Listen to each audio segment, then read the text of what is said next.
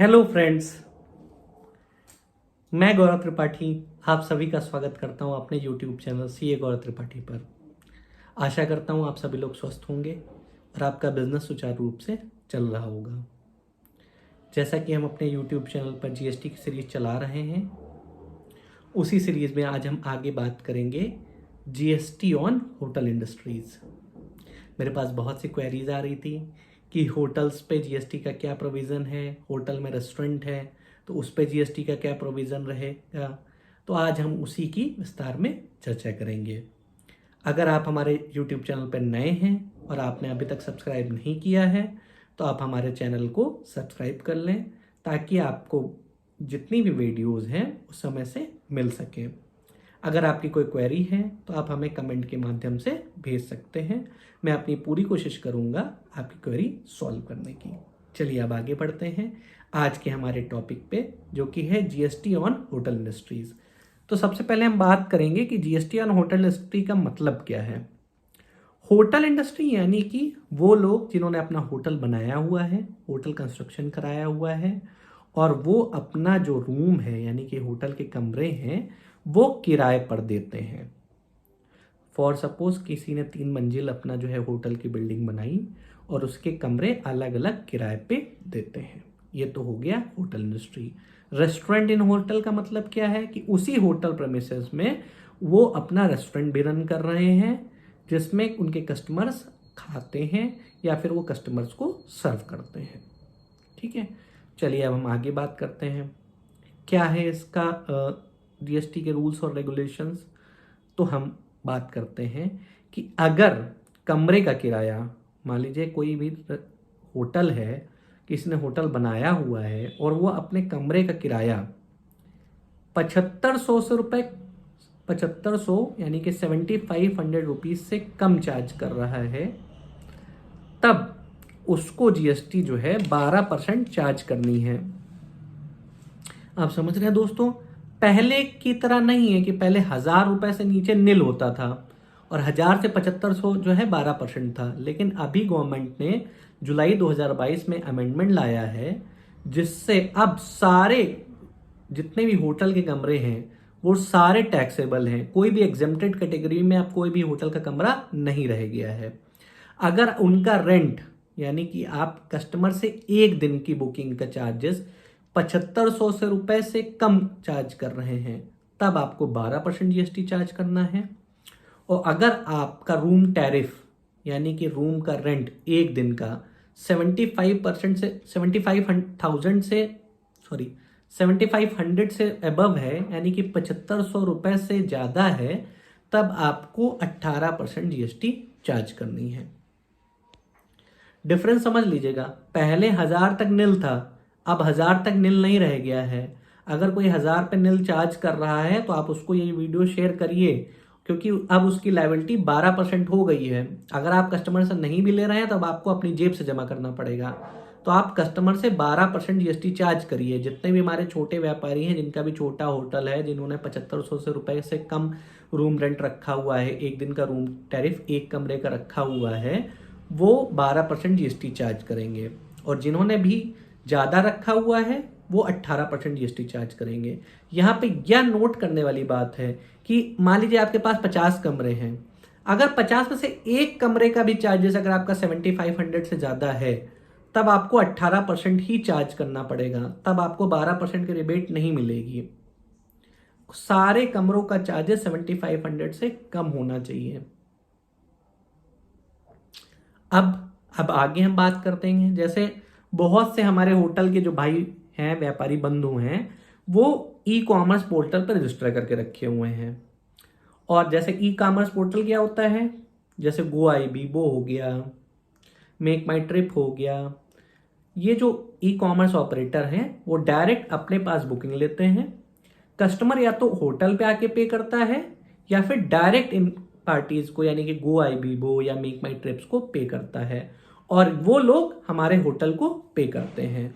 वहां पे क्या सीन रहेगा, वहां पे आपको रूम रेंट पे 12% जीएसटी चार्ज करनी है, यानी कि कस्टमर से 12% जीएसटी चार्ज करनी है। अगर 7500 से कम है, 7500 से ज़्यादा है तो 18% चार्ज करनी है। और आप यानी कि होटल का मालिक जो ये एग्रीगेटर है, ई कॉमर्स ऑपरेटर है, मेक माई ट्रिप ले लीजिए, गो आईबीबो ले लीजिए, उनको 18% जीएसटी आप पे करेंगे। याद रखिएगा, कंफ्यूज मत होइएगा कि हमारी कस्टमर से तो हम 12% कलेक्ट कर रहे हैं, हम आपको 18% क्यों दें। वो आप उनकी सर्विसेज ले रहे हैं, वो सर्विस पे जीएसटी उनका 18% आपको उनको देना है। चलिए हम एक उदाहरण के से इसको समझते हैं। मान लीजिए कि आपने एक किसी एग्रीगेटर से बिलिंग कराई और उसने आपके सारे कमरे 7500 से नीचे रखे और उसने आपको 2 बुकिंग दी, 5-5 हज़ार रुपए की 2 कमरे की बुकिंग दी। यानी कि आपको एग्रीगेटर ने 2 अलग अलग बिलिंग दी हैं, 5-5 हज़ार रुपए की दी हैं, टोटल 10,000 की दी हैं। यहाँ पे ये कंफ्यूज नहीं होना है कि 10,000 हो गया तो 18% आएगा, नहीं। एक कमरे का रेंट, एक कमरे का रूम टैरिफ, एक कमरे का किराया 5,000 है, तो आपका 12% लायबिलिटी होगा। अब इसको ई कॉमर्स के थ्रू कैसे इसको चेक करना है, तो उसने 10,000 की बिलिंग आपको करके दी, तब आप क्या करेंगे, 10,000 पे 12% जीएसटी चार्ज करेंगे। यानी कि 10,000 इंटू 12% हो गया 1,200 रुपए। 10,000 का 12% 1,200 हो गया, और उसका जब आप 10,000 की वैल्यू में ऐड करेंगे तो आपका टोटल हो जाएगा 11,200। यानी कि आपको ई कॉमर्स ऑपरेटर से 11,200 रुपए लेने हैं। अब उस ई कॉमर्स ने अपनी कमीशन या फिर सर्विस चार्जेस, कोई भी नाम रख लें, 500 रुपए चार्ज करा, तो 500 रुपए पे वो 18% जीएसटी आपसे लेगा। यानी कि 500 प्लस 18% यानी कि 90। 500 प्लस 90, 590 रुपए उसे आपसे लेने हैं। तो जब वो आपको पेमेंट करेगा तो 11,200 उसको आपको देने थे और 590 रुपए उसको आपसे लेने थे, तो 11,200 माइनस 590 यानी कि 10,610 रुपए का पेमेंट आपको करेगा। जो जीएसटी आपने ई कॉमर्स ऑपरेटर को 18% दी है, उस जीएसटी का आईटीसी का लाभ आपको मिलेगा जब आप अपनी लायबिलिटी डिस्चार्ज करेंगे, 12% वाली लायबिलिटी डिस्चार्ज करेंगे, तो वहां पे जो आप ये पे करके आए हैं ई कॉमर्स ऑपरेटर को, उसकी आईटीसी का लाभ मिलेगा। यहां पे ये नोट करने वाली बात है कि चाहे आप 12% जीएसटी कलेक्ट कर रहे हो, चाहे 18% जीएसटी कलेक्ट कर रहे हो, आपको जीएसटी की आईटीसी का लाभ मिलेगा। सॉरी। अब हम आगे बात करते हैं रेस्टोरेंट की। अब मान लेते हैं कि आप ही के प्रेमिसेस में, यानी कि आपका जो होटल प्रेमिसेस है, वहां पे आप रेस्टोरेंट भी रन कर रहे हैं। तब आपको क्या करना है, तब आपको 5% जीएसटी चार्ज करना है रेस्टोरेंट प्रोडक्ट्स पे। यहां पे मिक्स मत करिएगा, होटल रूम रेंट पे 12 या 18 और यहां पे 5%। ठीक है। अब इस 5% का भी क्राइटेरिया है। अगर आप 7500 से नीचे अपना रूम रेंट रखे हैं, तभी आप 5% जीएसटी चार्ज कर सकते हैं। अदरवाइज आप 5% जीएसटी नहीं चार्ज करेंगे। अगर 7500 से ज्यादा आपका रूम रेंट है, तब आप रेस्टोरेंट पे जीएसटी 18% चार्ज करेंगे। ये ध्यान रखिएगा, मिक्स करेंगे दोनों को एक में। 7500 से नीचे room rent, 12% GST liability room पे और 5% रेस्टोरेंट पे। अगर 7500 से ऊपर है तब 18% रूम रेंट पे लायबिलिटी और रेस्टोरेंट पे भी 18%। ठीक है। अब आईटीसी की बात कर लेते हैं। जब आप 5% जीएसटी चार्ज करेंगे रेस्टोरेंट में, यानी कि आपका रूम रेंट 7500 से नीचे रहेगा और 5% जीएसटी चार्ज करेंगे, वहां आपको रेस्टोरेंट वाले पोर्शन पे आईटीसी नहीं मिलेगी। रेस्टोरेंट वाले पोर्शन का आईटीसी का मतलब क्या है कि रेस्टोरेंट के लिए आप कोई मटेरियल ला रहे हैं, कोई सर्विसेज ले रहे हैं, वहां पे आपको आईटीसी का लाभ नहीं मिलेगा। होटल पे मिलेगा, वहां जो अगर होटल के लिए कोई सामान ला रहे हैं और उसका यूज रेस्टोरेंट में नहीं है, तब आपको 12% आईटीसी का लाभ मिलेगा वहां पे 12% की लायबिलिटी के अगेंस्ट में, लेकिन रेस्टोरेंट में नहीं मिलेगा। और अगर आपका रूम रेंट 7500 से ज्यादा है और 18% चार्ज कर रहे हैं, तो आपको फुल आईटीसी का लाभ मिलेगा। यानी कि जो भी प्रोडक्ट आप रेस्टोरेंट के लिए लेके आ रहे हैं, वहां पे आपको पूरी आईटीसी का लाभ मिलेगा। जब अपना रिटर्न आप फाइल करेंगे तो आईटीसी का लाभ लेंगे।